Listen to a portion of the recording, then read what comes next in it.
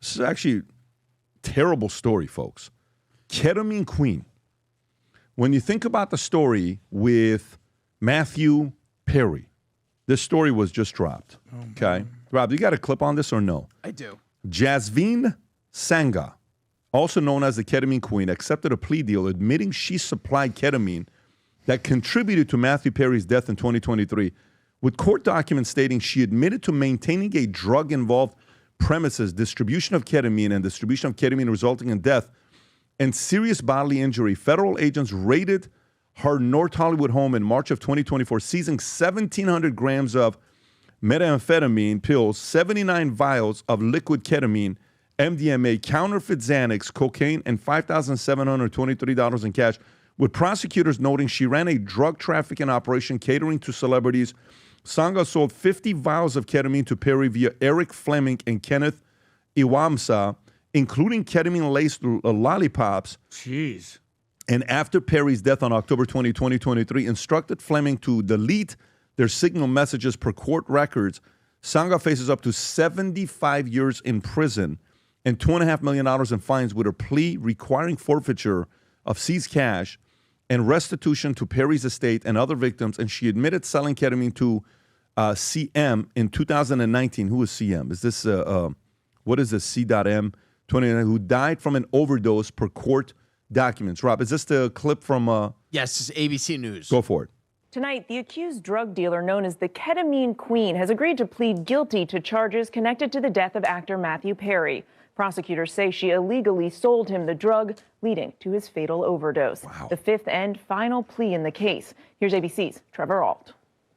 Nearly 2 years after the fatal overdose of Friends star Matthew Perry, the so-called Ketamine Queen is now expected to plead guilty for supplying him with the dose that ultimately killed him. Her? According to court documents, accused drug dealer Jasveen Sangha offered Perry a sample of ketamine through a friend, and within weeks, 50 vials would follow. The actor had been open about his longtime struggle with addiction, speaking with our Diane Sawyer a year before his death. Addiction, the big, terrible thing, is far too powerful for anyone to defeat alone. But together, one day at a time, we can beat it down. Yeah. Your disease is just outside, just doing one-arm push-ups, just waiting for you, waiting to get you alone. Court documents show after Perry's death, Sangha tried to destroy evidence of her involvement, texting their mutual friend, "Delete all our messages." Sangha is the fifth and final person charged in Perry's overdose, all of them pleading guilty. In the end, these defendants were more interested in profiting off Mr. Perry than caring for his well-being. Mary Sangha was just weeks away. Pause it right there. Vinny, thoughts on the story? I mean, dude, finally, justice is served. I mean, it was still a horrible thing with him, we had the addiction part of it. And, a lot of people were going to say, well, if it wasn't her, it was going to be somebody else, and it was only going to be a matter of time. Before God had me find you, Pat, I was in that, not the ketamine in this crowd. By the way, I lived in North Hollywood right next to this girl, apparently. I had no idea, in NoHo. But, hanging out, partying, and doing all that Hollywood lifestyle stuff, everybody, especially in the hills, there was dealers that would come to the hill. I'm talking about high-ranking, big, huge A-list celebrities that had these people that would come in the hills and serve them all the time. And then it was only until, I lost two friends. Because I don't know, again, did he OD or was it accidental or was it too much? Because when my friends passed, people automatically were like, oh, they OD'd, and it's not, they were poisoned because the cocaine that they did, they both did one little thing of cocaine. Both of them died right there, and then one of their girlfriends. So I mean, I think it's good that he has finally they're coming clean. She's admitting what she did. I don't know what. So if she was facing 75. If you plea, what does it come down to? That she's not going to spend the rest of her life in prison? I don't know what it is, Rob. Probably about 20 years, 20 or 30 years. But I don't know. I'm just happy that finally they came out and they found them. So that's all 5 people now. So justice is going to be done. How old is the girl, the Ketamine Queen? How old is that girl? I want to say 40, Rob. Where is she? 42 years old. And she's from the United Kingdom. So she wasn't even born here. There were so many guys like this, man. Let me tell you, there were so many guys like this in LA. Guys that would buy 100,000 ecstasy pills at the time. Guys that this is a very, very sad story. of something like this happening. But you know what Matthew Perry said, which was tough? Waiting, because if let's just say that's a friend of yours, and you're like, I'm going to be around him all the time. You have a life. I had a friend of mine that we had an accountability deal. And I would say, you got to call me, because he would take 10, 20 Vicodins at a time. Jeez. Died taking 50 at a time. Jeez. Okay? And he would call me. And I would call him 4 or 5 times a day. And I knew when he was on something, because this is how we talk. He got into 2 or 3 accidents in a week of him just hitting people. Driving, hitting people. So eventually I'm like, let him stay in prison for a couple weeks so he can get it out of his system, because he has to agree to go to a rehab facility. You can't force somebody to go to it. You can't put somebody in there. But he said the most magical thing, couldn't wait until he was alone. He couldn't wait until he was alone to manage his temptations while nobody else is around. And the reality of it is, you're eventually going to be alone. Yeah. And when you're alone, what do? Boom. The dark energy shows up, and you're like, hey, man, I'm going to take something. That is this leads me to the next story, unless if Adam, you want to say something about this. I mean, I've literally lost a handful of friends to drug overdoses. I mean, I'm born and raised in Miami. I've been in the nightlife scene. I've owned bars. I've been to clubs. I mean, it's all fun and games until lights out. So speaking of ketamine right here, this Ketamine Queen lady, in my experience, there's 3 different types of tiers of people that end up using the drugs, whether it's ketamine or other drugs. Ketamine specifically, so, you know, you're using it, it's trippy, it's euphoric, you're hallucinating, you're having a good time, you're in the club, the lights, you're having fun, all right, you're having an out-of-body experience. Okay, cool, that's one option. Second thing is you end up in what's called a K-hole, and you're off in another dimension, you disassociate, it's about out-of-body experience, and that can last a long time. And I've seen people in clubs, I've seen people out there in a K-hole, I'm like, what's going on with this? Oh, leave her alone, let's go, she's okay. And then the third thing is you don't wake up and you overdose and you're gone. And what happens is you build up a tolerance. Oh, I used to take just one little thing. Now it's 2. Now it's, you said there was a guy who took 50 at a time. This is insane. So if you manage it, which I don't necessarily recommend, you know, I think Elon Musk has been on record allegedly saying that he's been prescribed ketamine for whatever, allegedly. But you do too much, I mean, you're not showing up to work the next day. Here you go, Elon right there. But it's a sad thing, and if you have friends that are doing this, just be like, I love you, man. Please just relax with that kind of stuff. Because you never know when they're going to be alone, and they hit that thing one time, and the cops show up, and they drag their body out. Yep. This is a business model that people need friends. They need the depth of friends around them, and they need the Lord, and they need faith.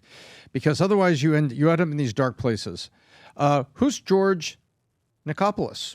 Dr. Nick, Elvis Presley's doctor, was put on trial and acquitted, lack of sufficient evidence, but he was prescribing Elvis Presley. He had this big white haircut and everything. Who's Conrad Robert Murray? Mike Murray, Jackson. Dr. M, right. Dr. M. Mike Jackson? Following Michael Jackson around and prescribing to him. And then they all know it. The celebrities and the athletes, they know what's out there. Athletes at least have to pee in the cup and get tested, and it kind of helps keep them and their entourage kind of at bay a little bit. But Nickelback said it in their song Rockstar. They'll get you everything with that evil smile. Everybody's got their drug dealer on speed dial. And Hey, now gonna be a rock star. Yeah, and you hear that and you realize there is a business model that's just preying on these people, and she's just the latest, leech preying on people. There was the I'll never forget the interaction, because we had another friend who I met him and his sister when they were 18, 19 years old. And I went to one of his games that he was playing. He'll remember this. I'm not going to say his name. I went to his game because he was using the same thing that the other guy was using. And I went to him and I spoke to him.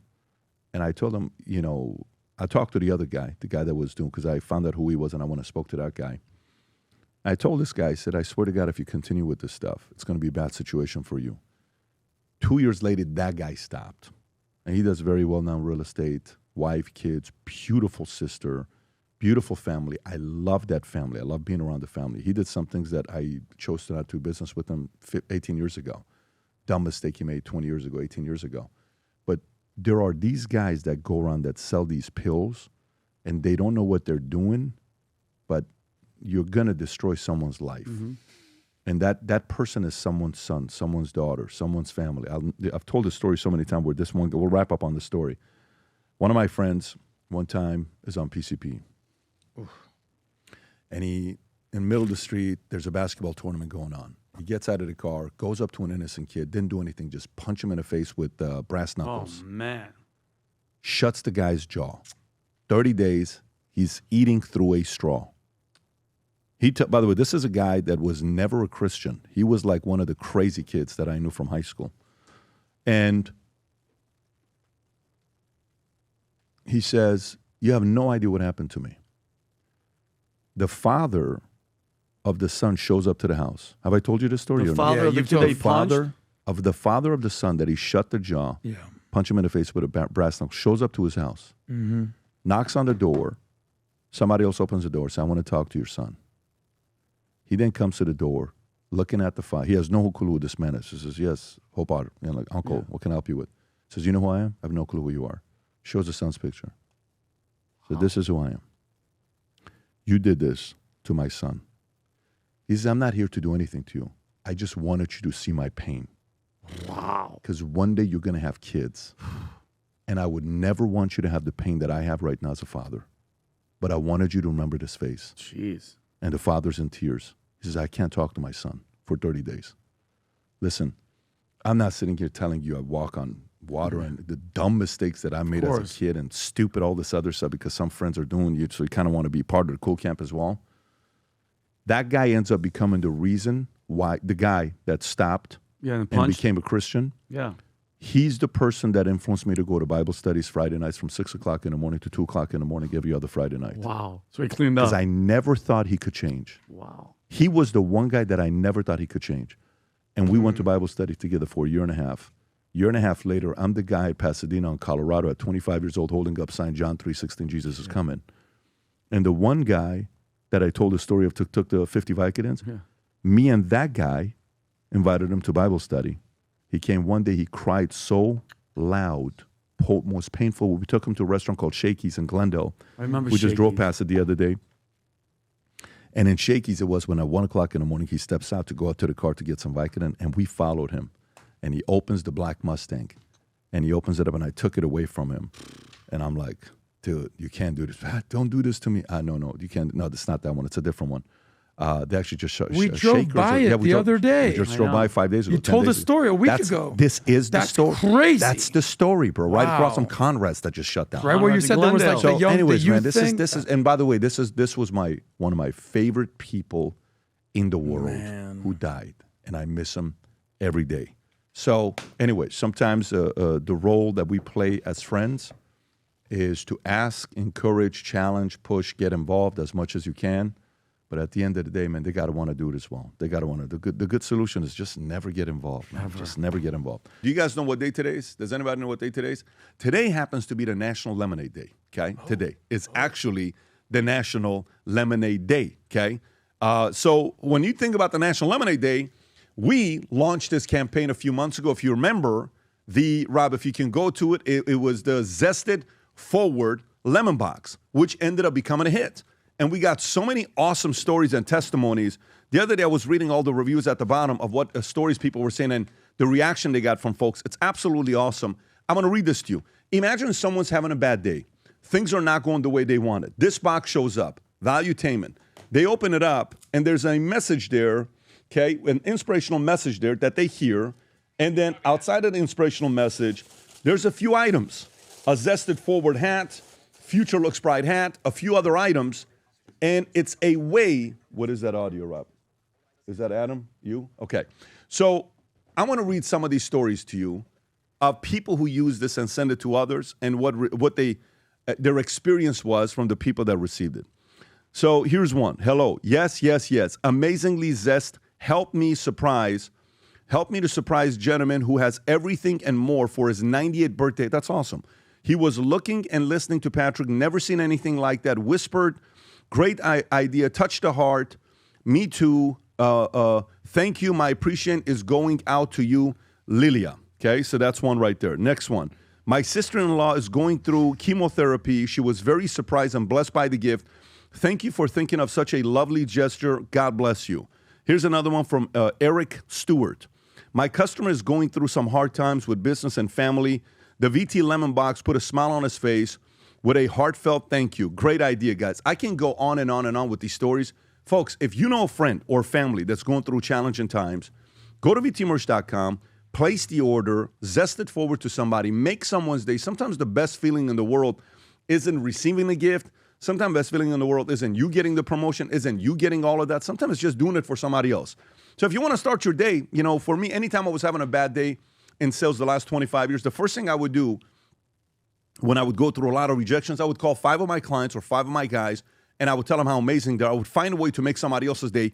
Then my spirits would come up. Then I would perform and go out there and, you know, make my calls and meet with my clients that I needed to. So if you want to be able to do that for somebody else, send this to someone. Not only will you bless someone's day, but it's going to come back and do the same thing to you. So that's one. Number 2, August 27th, I want to remind you guys of what's happening here on the campus. August 27th, we're giving private tours of the entire campus. Right now, we're building a soccer field here. Literally, we're building a futsal field here, one of the biggest futsal fields in all of state of Florida. That's being built right behind me as we speak. Every time people come and see our campus, they're like, we had no idea you guys had nearly 200 employees, and you guys are doing all this stuff. Yes, this is what we do. Really? Yes. So if you're somebody that wants to come and get a private tour of what we're doing here at Valuetainment, Lion Holding, all you need to do is have a ticket that you bought to go to the Vault Conference. So if you're somebody that's going to the Vault Conference, if you get a general ticket, you can come here to network in the hangar. There'll be a lot of surprises there. But if you're somebody that gets a platinum or an executive, our guys will give you a tour of the entire operation. Obviously, no cameras when you come to the executive floor. And if you get a founder and a CEO ticket sold out, but if you get a founder ticket, and even if you're an existing CEO ticket holder, you come through, I'm going to give you the tour of the entire property multiple times with all the other people that are coming down. We've already had hundreds of people that have registered. This is limited to a certain amount of people because we're going to have security all over the place. If you want to go out there and get registered, get yourself a ticket. Rob, how does somebody register to put their names on the list? I'm putting the link in the description right now, and it'll also be pinned in the chat. Okay, perfect. So he's going to put in the link in the description, and it'll be in the chat. So those 2 things. Either make someone's day or get yourself a ticket to go to the Vault Conference. Come and get a tour of the office here and network with nearly 400 other people that will be here as well. It'll be a fun time. If you enjoyed this video, you want to watch more videos like this, click here. And if you want to watch the entire podcast, click here.